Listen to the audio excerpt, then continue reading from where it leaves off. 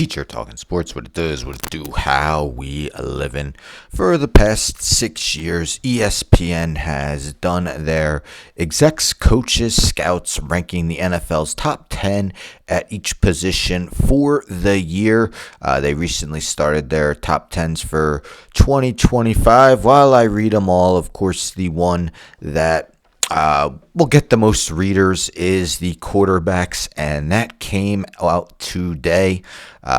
So I thought we'd take a quick look at who they ranked as their top 10. So basically, before I share it says that in total more than 70 voters submitted a ballot on at least one position, and in many cases all positions. Additional voting and follow-up calls with those surveyed helped us break any ties. So these are what the execs, coaches, and scouts listed as their top 10 quarterbacks after their votes were averaged out. So let's scroll down. So number one, no surprise, is Patrick Mahomes. So you see it lists their highest ranking, their lowest ranking, and then last year's ranking as well. So Mahomes mentions how he got every first place vote but won last year. This year it's at 60%, and it's understandable that it's not as close to a unanimous choice as it previously was after a subpar Super Bowl performance, but he bounced back from his previous subpar Super Bowl performance against that coming against the Tampa Bay Buccaneers. So while his numbers have been down a bit, keep in mind Travis Kelce's slowing down. So it'll be an interesting year. Rashee Rice will come back. Xavier Worthy another year with the team. So big year to see if he remains in first. Second, the reigning MVP, Josh Allen, you see also was top 4 on everyone. Moved from 3 last year. Of course, as I mentioned, the reigning MVP has really done everything as a quarterback except make the Super Bowl, and a guy who was dynamic for a few years, but somewhat turnover prone. Definitely limited the turnovers last year. So I have no problem with that. Joe Burrow third, you see, also highest ranking first, lowest ranking fifth. Very few people blame him for them not reaching the playoffs last season, as the defense was absolutely atrocious. Kind of reminiscent of those years when Drew Brees would put up some ridiculous numbers and the Saints would go 9-8 or 8-9 because their defense was just horrid. Now this was, so Lamar Jackson fourth. You see someone actually rated him 6th. Now this is a 2-time MVP, almost a 3-time MVP. Last year he finished runner-up, and he actually was first-team All-Pro over the MVP, Josh Allen. So near 3-time MVP, finishing 4th in voting. It would be kind of like, let's say you ranked the best centers in the NBA and Nikola Jokic came in 4th. You would have to do a double take, and it's understandable because, especially the top 4 is so loaded. Personally, I would have had him over Joe Burrow. Josh Allen, that's a tough one, and that's nothing against Joe Burrow, but Lamar Jackson just completely dominates. You see a 10-1 touchdown to interception ratio last year, and of course, the damage he does with his feet.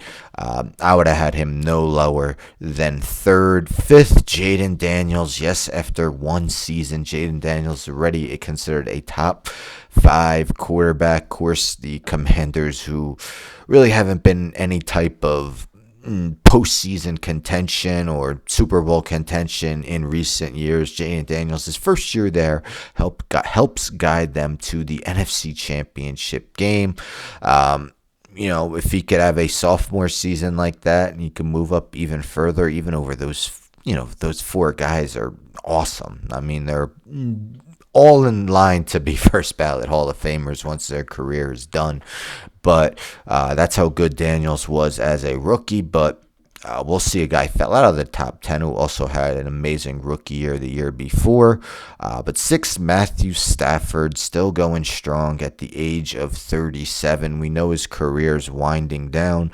There are reports that he could be traded. The Giants were interested in him. The Steelers were interested in him. Instead, he remains with the Los Angeles Rams. Still performing well, and now has Devontae Adams to throw the ball to. 7th, Justin Herbert. I don't know. I'm so iffy on this guy. I mean, yes, he's got all the talent in the world. Everything you'd want in a quarterback. And of course, playoff record isn't fully contingent on what the quarterback does, but yet to win a playoff game.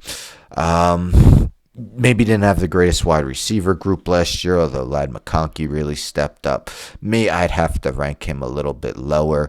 I'd probably rank the next 2 above him, starting with Jared Goff, who has definitely been a reclamation project with the Detroit Lions.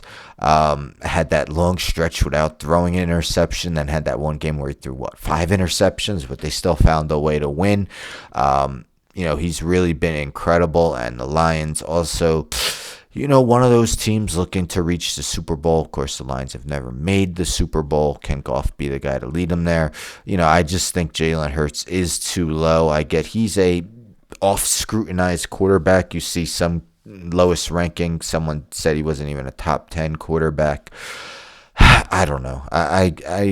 Is he perfect? No, but not even Mahomes or Allen or Jackson are perfect. But he really improved as a passer. Of course, the tush push is almost an unstoppable play, and we know it's still around.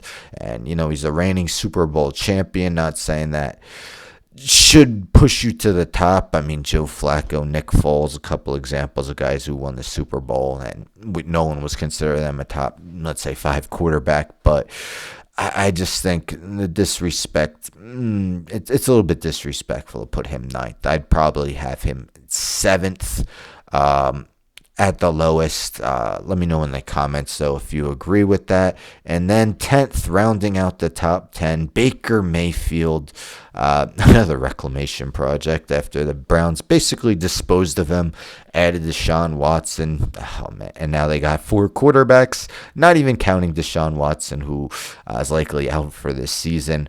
But Mayfield, putting up some prodigious numbers with the Tampa Bay Buccaneers in his 2 years with them. Now they added a wide receiver in the first round to Mecca Buka to add to Godwin and Mike Evans. Others receive, or honorable mentions, we see C.J. Stroud, Jordan Love also receiving votes, Kyler Murray, Brock Purdy, Dak Prescott, Aaron Rodgers, Tua, and Bo Nix. So what are your thoughts on ESPN's top 10 quarterbacks? Well, at least according to the exec scouts and coaches, they asked to rank the quarterbacks. Personally, again, I think Lamar Jackson should be no lower than 3. I think Jalen Hurts should be no lower than 7. And I would think about putting him over Stafford too. That's a close one. I don't know if I'd have Baker Mayfield in the top 10. I think, certainly top 12 or 13. But Stroud, Love, and Brock Purdy, I definitely would highly consider over him. I might give Purdy the advantage for number 10, another guy who doesn't get all the credit. But, let me know again your thoughts in the comments. Do you agree with this top 10? What would you change? Who do you expect to take a big step forward or a big step backward come this upcoming season? Anyhow, don't forget to subscribe. Tell a friend to subscribe. Like the video, share the video, hit the bell for notifications. I'm out.